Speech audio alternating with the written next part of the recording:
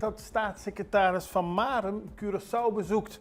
Staatssecretaris Eddy Van Marem van Binnenlandse Zaken en Koninkrijksrelaties, die zal van 10 tot 15 augustus een werkbezoek aan Sint Maarten, Aruba en Curaçao brengen. Dit wordt zijn eerste reis naar het Caribisch deel van het Koninkrijk sinds hij de portefeuille Koninkrijksrelaties heeft overgenomen.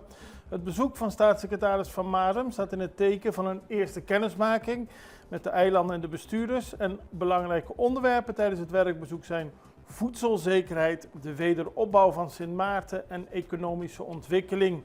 Op Curaçao komt hij aan op donderdag 14 augustus en zal natuurlijk met gouverneur Lucille George Wout praten en ook met de ministerraad. Die staat dan onder leiding van vicepremier Javier Silvania. Hij zal de commissie Koninkrijksrelaties van het parlement bezoeken. En zo staan er heel veel bezoeken op het programma. Hij gaat naar Otrabanda, hij gaat aandacht besteden aan Kamabi, aan mangroven.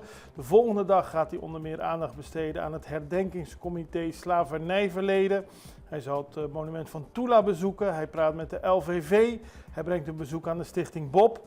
Die zendt zich in voor de bescherming van en educatie over inheemse vogels. En hij brengt in het kader van voedselzekerheid een bezoek aan een lokale supermarkt. Dus het zit helemaal vol.